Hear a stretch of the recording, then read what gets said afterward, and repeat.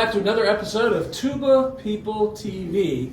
Puddles is out sunning himself here in beautiful Tempe, Arizona. We're at the Arizona State University School of Music in the Mendez Library with the Canadian Brass. Wow. What an August in April meeting we have. Very nice. With Chuck, Mickey, Joe, Jeff, and Keith. Thanks for coming in. Of course. Now, you may recall about 9 or 10 years ago, we interviewed Chuck about his studies with Arnold Jacobs, because this being Tuba People TV, we talk about Arnold Jacobs all the time. But there is a strong Jacobs pedagogy influence in the Canadian Brass. Yeah, I think you'll find that in each case, the influence of Arnold Jacobs has, as you would hope, has drifted down. So I think you're going to, as we go along here, you're going to see the influences. Down from the tuba. Down from the tuba. That's great. Well, with regard to some of the other things that we talked about yesterday, Joe, you had some studies, not with Mr. Jacobs directly, but with one of his main time students. I think probably as close as you can get. Yeah. In my view, I studied and I continue to study with David Federley, who, as you know, was Jake's right-hand man for many years. Yeah. And he really showed me an entirely new way of approaching the instrument, which I still utilize today. In fact, I attribute his influence on me to having the longevity I've been able to enjoy so far at this high volume of concerts And long activity, age, really long and long age. age as well. So at this point, Dave Federley's influence on me dates back to 2001 when I joined Canadian Brass, and Chuck introduced me to Dave. And I'm very indebted to him for not only learning more about the instrument, but learning more about myself. So in that way, the way both of you describe your interactions with Jacobs, I have very similar feelings about David Federley. Yeah.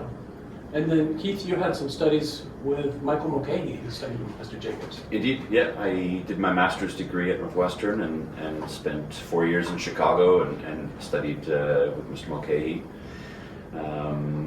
And many of the other players in town in Chicago who grew up and worked with Mr. Jacobs very closely.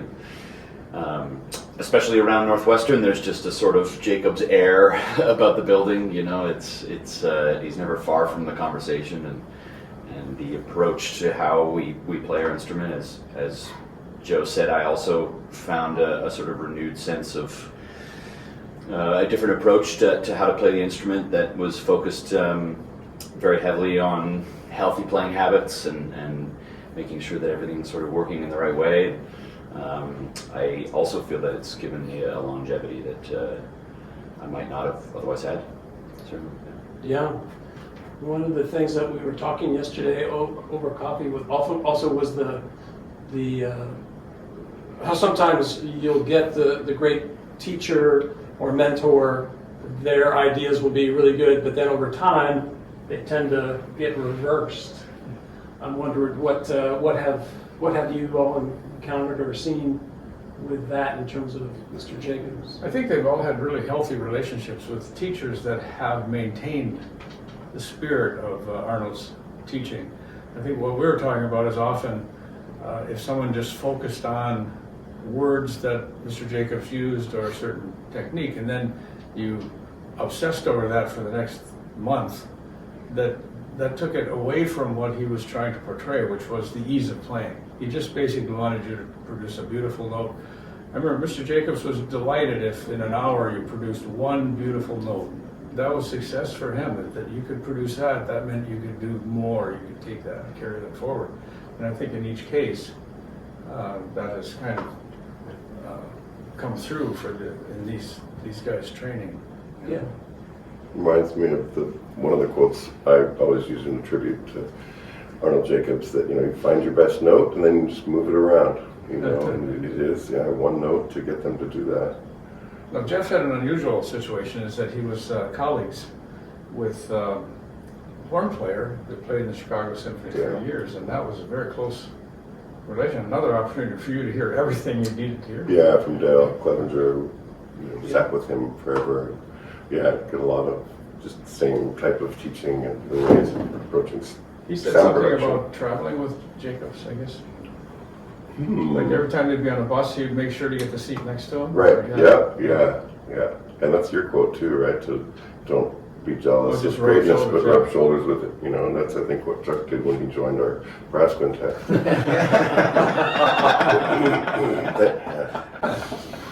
But also, I think teaching at the Arnold Jacobs School of Music at U, we have people every year that think they're at the Arnold Jacobs School of Music. We don't correct them.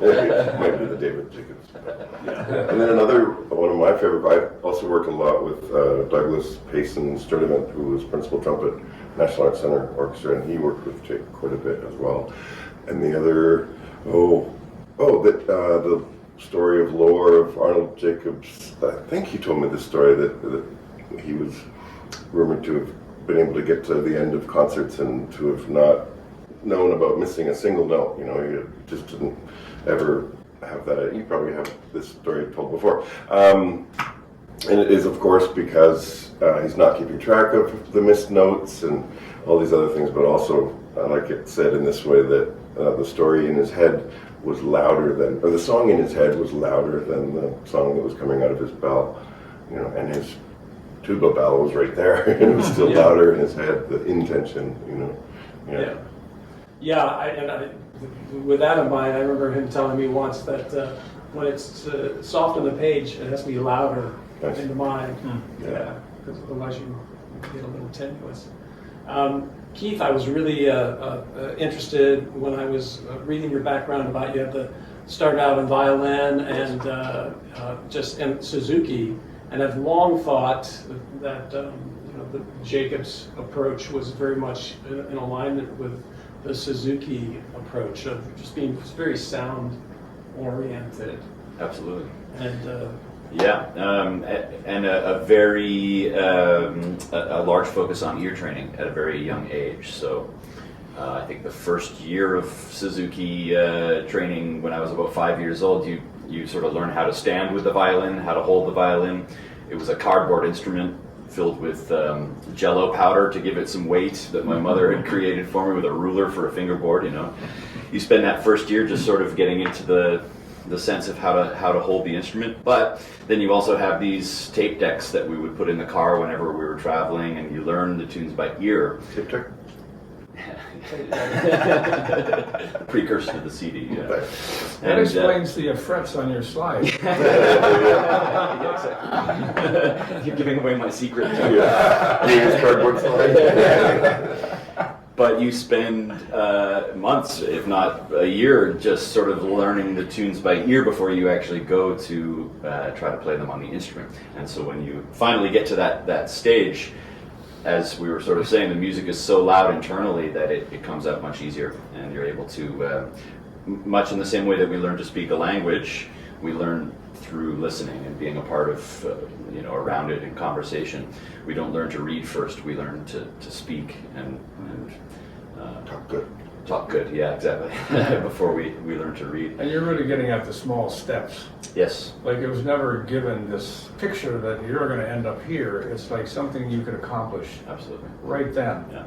And you feel good about that. You're positive to go to the next. So these small steps took you in that direction. And that's where the Suzuki approach, Mr. Jacobs certainly had that idea of, he would never push you beyond your capability. He would make sure you could succeed in your ability and then move to the next step.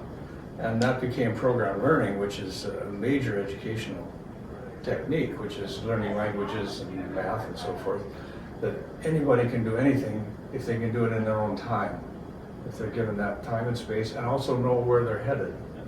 And that was the whole program learning concept. So these guys, Suzuki and Mr. Jacobs, were way ahead of the pack.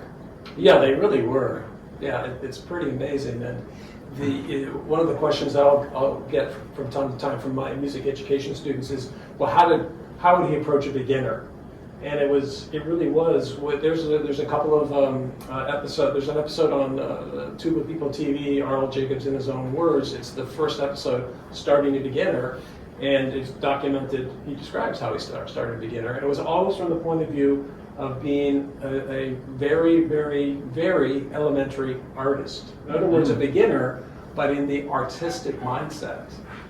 Not how to push down or this kind of thing, but really about sound, the mind, and imitation, that sort of thing. Hearing something and imitating. And letting the musicality guide the technique. Having that idea that whatever we hear comes out. Yeah. Even if we make a mistake, it's usually because we've envisioned that mistake internally beforehand. And so if you can get the internal processes going in the right direction, the technique will follow. That's what Dale Clevenger would say a lot. Musical thought dictates technique from Jacobs. Jacobs would say, as you learn the music, you learn the instruments. Yes. He preferred that over learning the instrument to learn the music, because sometimes the music never came when Sure. you were focused on the instrument. Mhm. But the instrument always came if you were focused on the music. I think that's so impactful. I think we've run out of time. Thanks for having us. Cut off the duck. Cut off the duck. Of course, the next joke. Yeah. I had to wait so long to do that. Well, I've seen that with my own students. I was fortunate enough to audit Professor Gross's class last year, and it's something that I see with my own students who are sort of battling with the instrument so much. It's like we're all just trying to play this instrument to make our imaginations happen, and sometimes the imagination gets lost, and it should always be it should always exist, and then we bring up the technique to that point. And but when we're working on this thing that constantly doesn't do what our imaginations are telling us, it's so easy to get fixated on that and to lose sight of how we actually want it to sound in the end. Yeah. Chuck, with your doctorate in education, No, it's a Show off. It's PhD. That's a PhD. Yeah, that's good. No, It's not education. It's not education. His name's not even Chuck. I remember Donald Kohut, who was a well-known music education researcher. I think he taught at Northwestern. He wrote a book about music education techniques and approaches that liberally quoted Mr. Jacobs' approach. And it's always hard to get the one-on-one aspect, context of a Jacobs lesson into. Yeah, well, the universal truth that came out of the Jacobs studio was that it was exploring everybody's potential. It wasn't setting some standard. And we've all run into musicians who set a standard, and anybody that doesn't rise to that standard that they've set, whatever their standard is, well, why are you even doing this? And Mr. Jacobs was absolutely small C Catholic in his taste of bringing out the best of each student. I recall at one point a fellow that was in my high school had purchased a tuba from Mr. Jacobs. He often had tubas for sale. And this young fellow was a terrible tuba player. I mean, just horrible. And I thought it was almost embarrassing sending him down there to get his horn and see Mr. Jacobs. And when he came back, I said, well, how did it go? And he says, it was marvelous.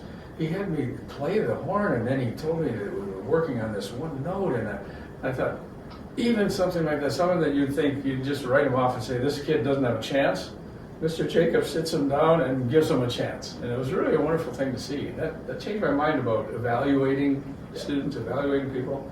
I think sometimes we're a little too quick to say, well, that person doesn't have a possibility.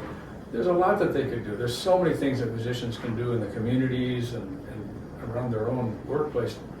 Everybody doesn't have to aim to be the nuclear physicist. There's so many things to do in music, and it's just getting them to realize what they can bring to that experience. And that's, I think, if I'd say there's one really huge contribution he made, and that would be bringing that to an education forum, that, hey, let's find out what this kid can do, for example. Let's find out. Yeah. I think tangentially to that, I've heard you, Chuck, mention that it's so silly that we hear these students play pieces that are way above their level. Right? So why don't we have students play things that are well within their capabilities and sound great? And that is speaking to that. It's like let's bring out the best out of our students, and why don't we ask that of ourselves too? Why do we feel that we have to play the hardest thing ever? Why don't we just play a nice piece of music? Yeah. Well, it's that same idea of incremental steps, of being secure and grounded where you are and being able to feel that you can then take the next step and you're not sort of getting ahead of yourself. I love that story that you've told of I can't remember which student it was with Mr. Jacobs, but he would say, you know, after a session, he'd say, that note that you played, that's as good as I can play that note, you know, and maybe not every note on the instrument, but we've got that note covered, and now it's about finding how to extend that to the rest of the instrument. Reminded me really quickly of a story that my trumpet player, Jacobs student, told me about Horowitz, and that he said, you know, anyone can play a note on the piano. You just walk up to the piano and hit it, but it's the next note. Right. That's so good. Yeah. That is so good. Yeah. Standards are so specific and narrow too, right? I think they often can be limiting as other people's ideas of what you must be. I love that he was always trying to get people to be the best version of themselves. I also love the sound as the ultimate technique concept. And then what is it worth if you can't play beautifully on everything you're doing? And that takes a lot of scaffolding, a lot of small steps, attainable success every lesson. I think those are great legacies through probably all of our teaching, and definitely our approach to our rehearsals and our performances. Well, that's really why Mr. Jacobs was also a rite of passage for just about any wind player or singer to make sure to get into that studio, because it wasn't teaching the tuba. It was really music and production, and really that whole idea of storytelling that just cuts across every profession. I mean, you know, Jeff is doing a lot of this with his own Fearless seminars. It cuts across the idea of a mouthpiece and an instrument. It has almost nothing to do with that, whatever it is that you're doing, but it's more of a philosophy of approach that is then much more universal. Yeah, I think weaves into everything that Jacobs talks about, that the technique, you need it, it's the requirements, you know, but then an elevated place to be mentally in performance is the music, the story, difference between Strauss and Mozart, learning all that, and then the highest level would be, you know, why are you out there? Are you out there to avoid mistakes or show how loud you can play, or out there to connect and share and be vulnerable, end up being vulnerable, end up giving a fearless performance because you're so focused on that story, you know? Yeah. I was going to just say a compliment to you, Mike. I think one of the beautiful things about TubaTV is it's capturing the tradition of Jacobs, right? Because with other pedagogues, let's say Schlossberger or Stamp, we've got books, right? And those are a collection of exercises that those teachers passed out, and now people practice those religiously, like that was the method, and it really was not. Those were ancillary What to was the name of that teaching. one? So watching your TubaTV channel, I really appreciate it, because it's really the tradition, the oral history, and the flavor and the energy that comes across from his teaching, versus just exercises or just, you know, even the written word that can't really capture all this. So it brings it to an all-encompassing view that I'm really appreciative of. Well, I appreciate that, and it certainly has been a project that, in all honesty, I started out with one track and immediately saw the value in this current track, and so I switched tracks. Are you suggesting you couldn't stay focused? We weren't actually asking for the history. But No, do go on. Go ahead, then. this is a dream come true, really. But just to capture that, the document these, because he taught everybody as an individual. There was no Jacobs method, and so he as Chuck can attest, when you were in the studio with him, you thought that you were the most important person in the world to him at that moment. And he was so focused on you, and he came up with an individualized curriculum for you in that moment. You know, he would talk to you at the beginning of the lesson just to see how things are going. How was the last week? Was it stressful? You know, he would analyze these things. And You felt really important until the phone rang. Yes. Yeah. Oh, you need a tuba player in New Orleans? I have just the person for you. Yes, I'll put you in touch with. And of course, it's not you. Well,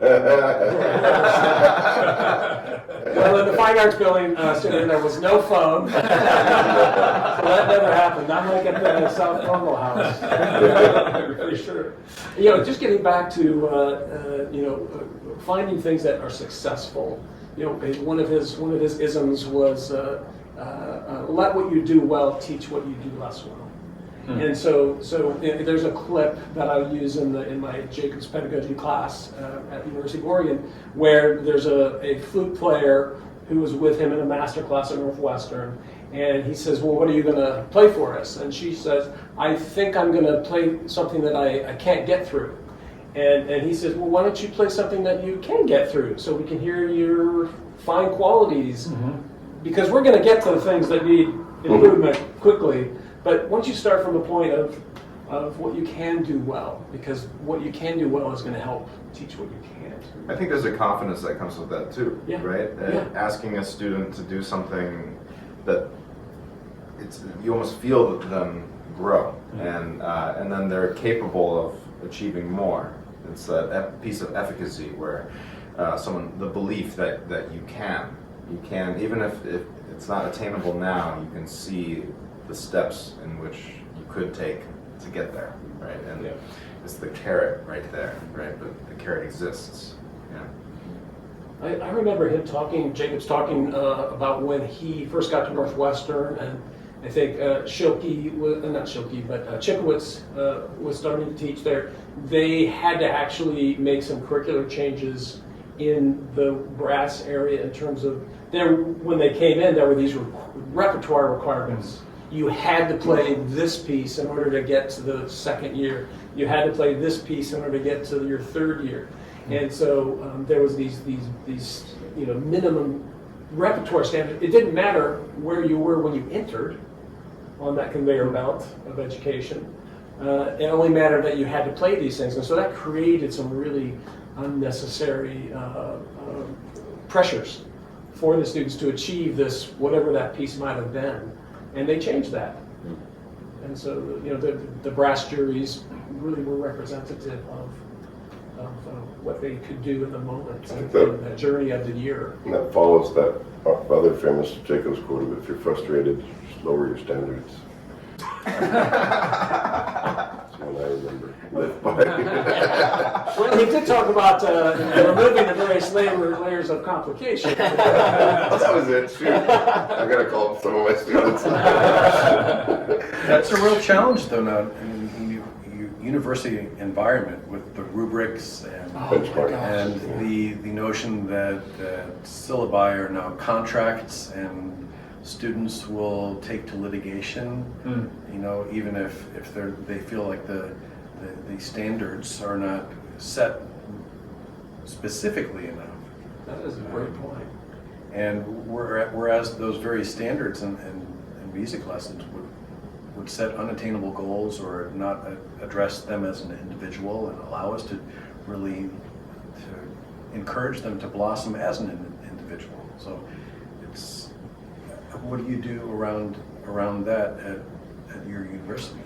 Yeah, I mean, this is a conversation that we often have. Is a lesson grade? Is it based upon what the student did in that term of study?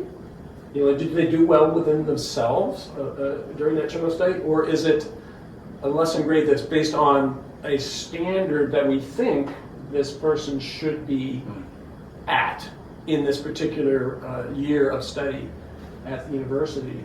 And I tend to always really argue for how they did within themselves, because I think that's really the most important. That's what's going to be in the end what's going to propel them forward anyway, because they're going to keep building on success. Whereas if they're held to this standard of some sort, they may get discouraged and leave, and maybe that's okay, except we've just lost somebody, and we just kind of crushed somebody. No one person's path is exactly the same No, as the other. So exactly. And it's an interesting conundrum. But as long as you let them be themselves, and effort is there, Yeah. effort and follow through, and It's important also to I think in music education that we're not just simply training people to become professional players. That sort of Chuck, what you were saying earlier, that these people may go on to become doctors or politicians or whatever it might be, but they'll have an appreciation of music and they'll support the arts, and they'll, in their own families and their own communities, bring people to concerts and be able to appreciate music in their own life. That's so important. We don't just want musicians, performers, to be the ones who appreciate music. We need to cultivate that in our society at large. So, and the idea that Mr. Jacobs wasn't trying to teach people to just simply play the instrument like him, but to cultivate an individual artist in each student, and that's just a way of life rather than a profession. well, you're exactly right. Being a musician is a lifestyle, isn't it? And the way of not teaching the instrument, but also teaching all those people how to learn, how to leave the room and do the 95% alone Well, work. that's the value of frankly, that's the benchmark of a university degree. You know that they've signed into something and they're able to finish that. They can actually see it through to the end and get that degree, that diploma, suggests you have the stick-to-it. I can't believe you brought that up again. Still waiting for that in the mail. 38 years, I'm going to get that degree. Let's move on. So another famous Jacobs quote is that only the mediocre are always at their best. That's been my approach to it. Actually, there's a quote in your Fearless. Thanks, Chuck. There's a quote that you use in your Fearless seminars that I like, that one of the things about being a musician, or the lifestyle of a musician, is every day you try to get a little bit better. That's right. I'm working on it. It's just Isn't that a great way of living, right? Yeah. You don't try to leap better. There are no leaps. It's a trajectory. Leaps are when you pay attention that you've made a million incremental steps. I don't want Chuck to feel bad, but there's the other side of this is, Be serious. we always knew that you stayed in school until you could get a job. So usually you get a bachelor's degree and find a job. The really successful ones might not have to stay that long, and unfortunately some of the others of us, we go right through a doctorate. I only got one though. Well, he only has one that's fully paid for. I think that is something that's sort of changed in the universities. When people go to school, they think it's for the job, right? And I think that's a big mistake, where actually in the university we're teaching them how to become learners, lifelong learners and citizens, and Introspective people. Right, and that's really the message. And that's sort of my answer to people like, well, why get a music degree? Like, that's not going to earn you any money. And it's like, well, why get a philosophy degree? Why get an English degree? We're here to grow. We're here to learn, Enrich your life, and it's that mission that's more powerful than any amount of money. Well, it probably isn't. Student debt, you mean? Yeah. Yeah. I mean, that is one of my soapboxes, which I'll not mount here, but just to say that we have abandoned, I think, that 1,000-year-old liberal arts notion of just self-enrichment and learning a little bit about a lot of things and living life that way, instead of basically universities becoming a more expensive version of a vocational technical school, essentially. Yeah, and being musicians who play together, that the sense of being part of something that's greater than yourself, that you're part of a team, sort of like a sports sort of attitude, that there's so much value that can be brought to your life from being a part of something that's bigger than yourself. I really feel that with this group. Like, we're so in tune with each other's needs, and it's not even spoken most of the time. It's like a look on stage, right? Or it's like intermission. Hey, this one bar, can we do this? And then the next night it'll happen. I said it's not a bar. It's not like Europe where you have a bar behind the stage. It's like about a measure of music. Yes. Oh, yes. But that does happen. I mean, we're performing so frequently and not together often enough where the rehearsals was together. The rehearsals are often discussions, and yeah, we will get together for a sound check and make sure that certain things are together. But so much in this group, what I've found is it's so beautiful. It's like everyone is so cognizant of each other's needs and there to help, and I think it speaks to that point where being a musician is about being social and about being aware of what's going on. Well, and again, relating this to Jacobs' philosophy of that sensing a need, he made it very clear that it's the tuba player's responsibility to really bring the entire orchestra in on time. Like, he should be just that millisecond early. You bring that and you set the pitch, you set the rhythm, the style. It's the tuba players. This is Mr. Jacobs' philosophy, gentlemen. So very much, he did many times talk about that. And he said, if you watch the fine orchestras and you see the conductor about to do his beat, the first group to move will be the bass players. The bass players make that first move, and that sets the tone. We had that experience in Canada. There's a wonderful, wonderful bass player. Joel Corrington. Joel Corrington. We played with the National Arts Center Orchestra, and within minutes we realized who was really controlling that orchestra. And pretty soon, for me, and apologies to the conductor, I started taking the influence from the bass player. It was really amazing, actually, when you have that kind of bass. And Arnold Jacobs, the recordings are proof of that. You can feel it in that orchestra. In one of the TubaPeople.TV interviews, I think with Bob Walt and Mark Hughes down in Houston, they recounted a story about Herseth talking to them, Hughes and Walt, after a particular Bruckner concert. And Bud would say, yeah, you could just feel Jake just pushing the brass section in the small of the back along in this Bruckner performance. I'd bring up too that when a car drives by with an awesome stereo, what do you hear? Do you hear the blasting trumpets, or do you hear the really nice sounds? I say this in this room. So. Cornet. I got some photos on the wall. We get opportunities to coach a lot of quintets, right? And one of my favorite things to pass along is that here's my belief system around it, but I think it kind of spokes into what Chuck just said, is the tuba player really has to drive the bus of the ensemble in a lot of direct and indirect ways. And I think that growing up in a band system, tuba players are not given a lot of notes, and I think that's an advantage, because simple is the hardest. As we age as musicians, we know that simplicity is what we're going after in every respect.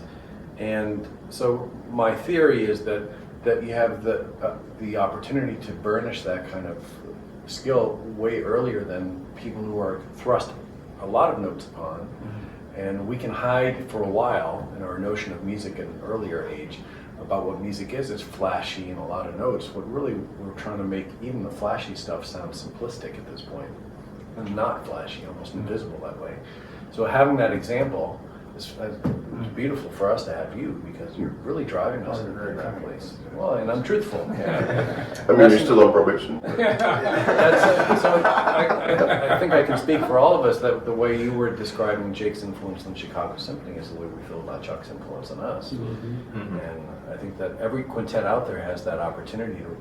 Listening down is a misnomer, really. It's listening for simplicity and bringing a line out in beautiful sound, which can be obscured or obliterated by trumpets. It's true, because there's just so many notes that everyone thinks that's what to pay attention to. It's not. I don't. It's sound. Yeah. Well, I know we got to wrap up here because you have a very important. No, we're free all day. So I just want to say I got dropped into this group as an observer of sorts yesterday, and was able to spend the day with you all, observing you. Was in the SUV with everybody. Chuck was in the back. Driving. Everybody. And recording session and at lunch and dinner, and I was telling Joe this when we were coming up here this morning. I really appreciate, and I think this is really an indication of this influence of Jacobs. Jacobs was such a gentleman in terms of his colleagues and just his interactions in those types of things, and I see that with all of you, and it comes through just watching you in the restaurant, or watching you in a recording session, or just the banter. It's banter, but it's really kind banter, It's Canadian. It's Canadian. It is Canadian for sure. Where all the bacon is Canadian, by the way, in Canada. It's just bacon. It's just bacon. Yeah. So I just wanted to say I appreciate that, and there's such an elegance that is in the group. There's just such an elegance in the sounds that you're making, and just a real communicative style. But I think Jake, we talked about this 10 years ago about the lesson that Canadian Brass went to Jake's studio in the Fine Arts Building in Chicago, and I happened to call him up a couple days later, and he was in such a really wonderful mood. I was just calling to check on him, that sort of thing, and he said the Canadian Brass boys came in and had a lesson, and we documented that 10 years ago. But I think that spirit continues to live on even today, with the group. So I applaud you for that, and thank you very much for the opportunity to be with you yesterday and today, and it's been a real joy. It certainly wasn't on my radar to ever have this opportunity. So thank you for making that possible. Thank you. Yeah, thanks, Mike. Thank you. And I'd like to. Puddles isn't here; he's outside himself. But he told me to make sure that I present you each with a copy of this book that I helped to put together. Fantastic. Called Arnold Jacobs, his pedagogy, his artistic and pedagogical legacies in the 21st century. So I have a copy for you. I gave it at the office to Mickey. So I have one. You have one already. So with that, I say thank you very much. Thank you. And now back to you.